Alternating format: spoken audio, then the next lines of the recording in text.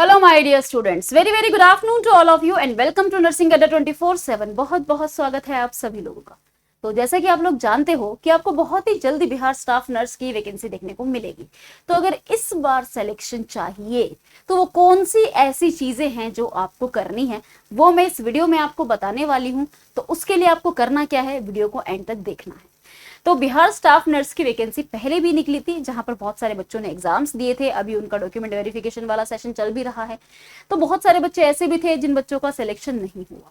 तो अगर आप इस बार सिलेक्शन चाह रहे हो बिहार स्टाफ नर्स के लिए, तो सबसे पहले तो आपको क्या करना है कि अगर आपने जो पहले बिहार स्टाफ नर्स का एग्जाम हुआ है, अगर आपने वो दिया है और अगर आप उसमें फेल हुए हो, तो आपको ये पता करना है कि आपके फेलियर का रीजन क्या था, आप किस वजह से फेल हुए।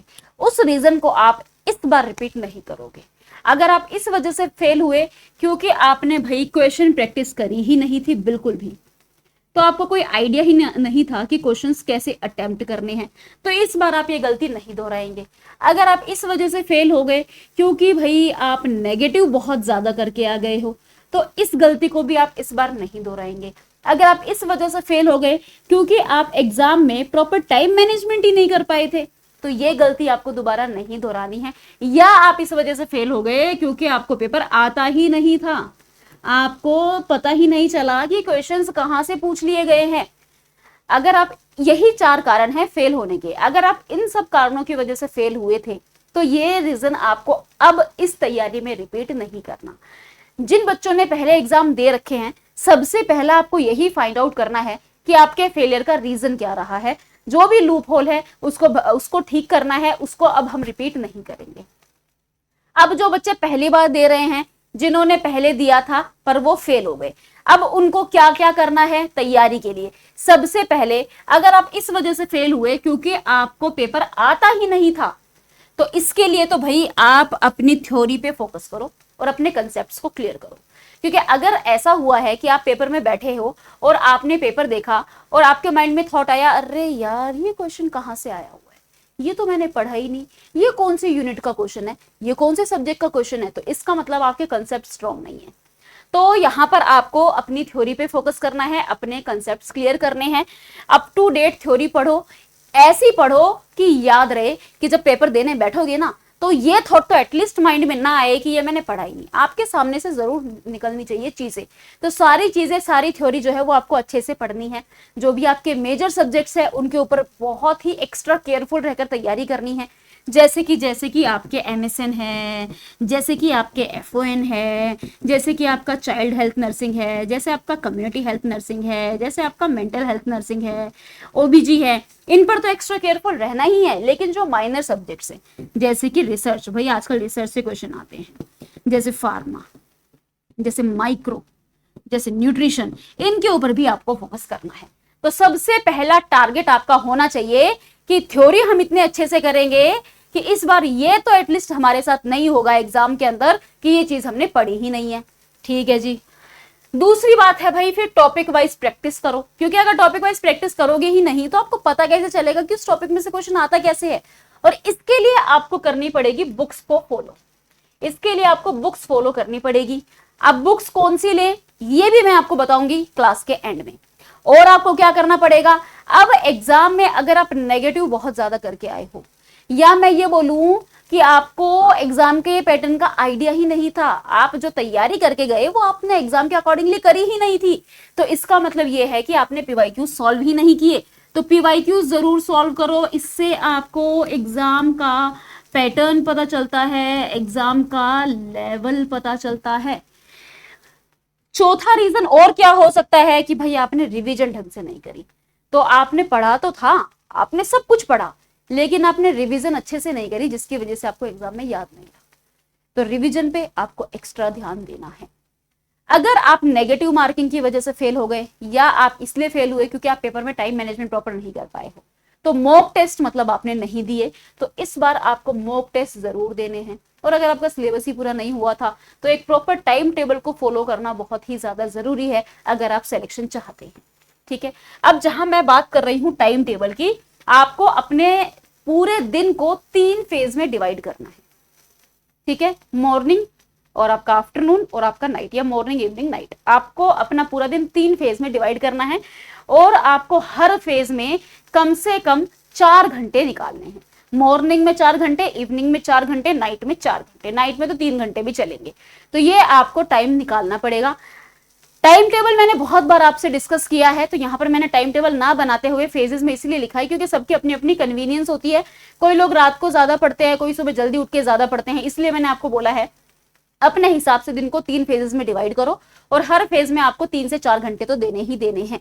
अब फर्स्ट फेज में आप सबसे पहला सब्जेक्ट उठा लो जो जिसमें आप सबसे ज्यादा इंटरेस्टेड हो। जैसे ही आपका वो सब्जेक्ट का जो टॉपिक है जो आपने एक दिन में सोचा हुआ है कि आज के दिन आपका जो पूरा सिलेबस है उसको डिवाइड कर लो आप दिनों के हिसाब से कि एक दिन में मेरे को ये सब्जेक्ट, पहले तो सब्जेक्ट्स को डिवाइड करो कि एक हफ्ते में मेरे को ओबीजी करनी है, एक हफ्ते में मेरे को चाइल्ड हेल्थ करनी है, और उस एक हफ्ते में भी 7 दिन में आप सिलेबस पूरा कैसे करोगे उसको भी डिवाइड करो। और जो एक दिन का आपका टारगेट है उसको आपको पूरा करना है। आपने वो टारगेट पूरा किया उसके बाद आप उस टॉपिक के क्वेश्चन प्रैक्टिस जरूर करोगे। ये आपका फर्स्ट। दूसरे में भी सेम है, एक दिन में 2 सब्जेक्ट करा करो और कोशिश करो ऐसे उठाओ जो रिलेटेड हो, जैसे ओबीजी और चाइल्ड हेल्थ। दूसरा आपने चाइल्ड हेल्थ उठाया, जो भी आपका टारगेट था आपने कंप्लीट किया और फिर उसके टॉपिक वाइज क्वेश्चन प्रैक्टिस कर ली। जो थर्ड फेज रहेगा वो रहेगा मॉक टेस्ट के लिए, रिवीजन के लिए और पीवाईक्यूज के लिए। ठीक है, रिवीजन जो है वो आपको डेली करनी है। रिवीजन का एक मेथड होता है कि जब भी रिवीजन करो तो डेली करो, वीकली करो, मंथली करो। डेली का मतलब जो भी आपने पूरे दिन में पढ़ा है रात को आपको 1 घंटा जरूर निकालना है जिसमें आपने जो भी पूरे दिन का पढ़ा है वो सारा आपको याद करना है। फिर हफ्ते में 1 दिन आपको निकालना है जिसके अंदर जो पूरे हफ्ते का पढ़ा हुआ है वो आपको रिवाइज करना है। और फिर महीने में 1 दिन निकालना है जिसके अंदर पूरे महीने का पढ़ा हुआ आपको रिवाइज करना है, वरना जो पहले फेलियर का रीजन बना है वो दोबारा से रीजन ना बन जाए। तो ये चीज आपको जरूर करनी है, रिविजन आपको जरूर करनी है। तो अगर तैयारी करने बैठे हो, जो बच्चे पहले फेल हुए हैं, अपने अपने कमियों को वापस अपने रास्ते में बैरियर मत बनने देना। और जो पहली बार तैयारी कर रहे हैं, जो जो चीजें मैंने आपको बताई है इन सब चीजों पे फोकस करते हुए अगर तैयारी करते हो, मेहनत करते हो, कंसिस्टेंसी के साथ में तैयारी करते हो तो आपके सिलेक्शन को कोई नहीं रोक सकता। बस शर्त इतनी है कि आपको प्रॉपर तरीके से टाइम टेबल को फॉलो करना पड़ेगा कंसिस्टेंसी के साथ में, और अच्छे तरीके से सही स्ट्रेटेजी के साथ में आपको तैयारी करनी पड़ेगी। जैसे मैंने बताया, एक टाइम टेबल बना लो अपना। पहले तो सब्जेक्ट्स को डिवाइड कर लो कि भाई सबसे पहले मेरे को करनी है ओबीजी जो कि मैं 7 डेज में कर लूंगी, फिर मेरे को करनी है चाइल्ड हेल्थ जो कि मैं 7 डेज में कर लूंगी। तो पहले 7 दिन का टाइम टेबल बना लो जिसके अंदर ओबीजी का जो भी सिलेबस है उसको 7 दिन में डिवाइड कर लो, चाइल्ड हेल्थ का सिलेबस जो है वो 7 दिन में डिवाइड कर लो। पहला दिन उठाओ, पहला टॉपिक उठाओ, उस पहले टॉपिक को पढ़ो, उसी के टॉपिक वाइज क्वेश्चन प्रैक्टिस भी करो। ठीक है, तो इस तरीके से आप अपने सिलेबस को पूरा करो, कंटिन्यू रिवीजन करते रहो, आपके सिलेक्शन होने के पूरे पूरे चांसेस है।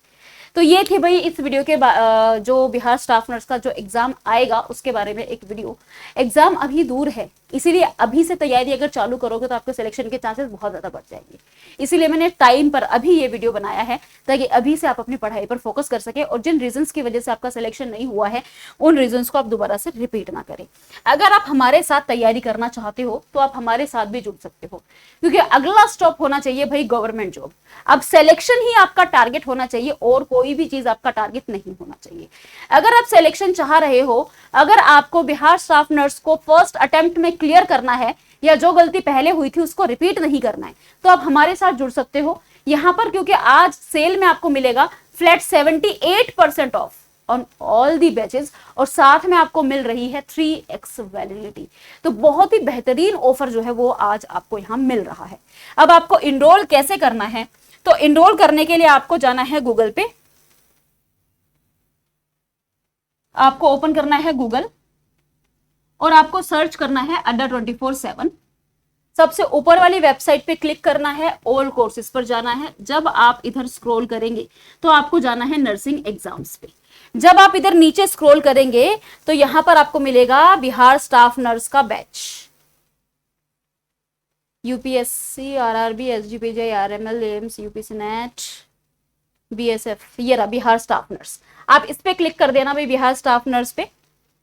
ये साइट अभी थोड़ी सी चल नहीं रही है, मैं आपको बताती हूँ।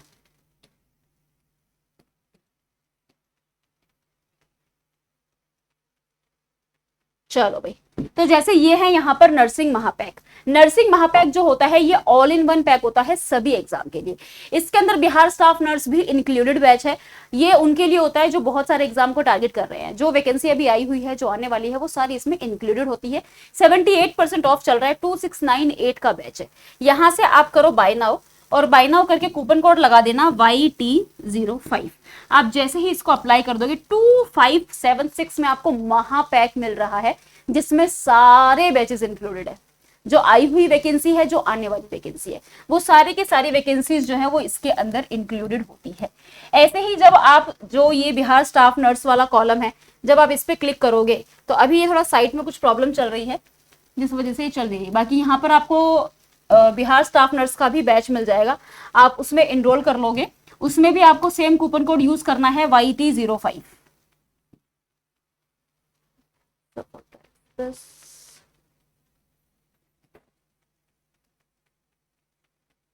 ये देखो भाई, ये है बुक। जो मैं बुक की बात कर रही थी कि अगर ऐसा है कि भाई आपको क्वेश्चन प्रैक्टिस करनी है जिसके लिए आप बुक चाह रहे हो, तो ये भाई संकल्प बिहार स्टाफ नर्स की बुक है। ये हिंदी में भी अवेलेबल है, ये इंग्लिश में भी अवेलेबल है, दोनों लैंग्वेजेस में अवेलेबल है। इसके लिए आपको करना क्या है, इस पे क्लिक कर देना। बिहार स्टाफ नर्स वाले कॉलम में जब क्लिक करोगे तो ऊपर आपको बैच शो होगा। जब आप नीचे स्क्रॉल करोगे तो आपको ये बुक मिल जाएगी। 282 प्राइस है बुक का। यहां से जैसे ही आप बाय नाउ करके कूपन कोड लगा दोगे YT05 और इसको अप्लाई करोगे, 275 में आपको ये बुक मिल जाएगी। और ऐसे ही मैं आपको बैच भी दिखा देती हूँ। आप सीधा नीचे भी स्क्रॉल करके देख सकते हो।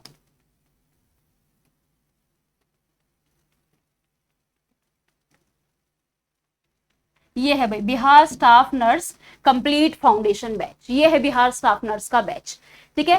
ये जो है आपका 11 जून से स्टार्ट होने वाला है बैच।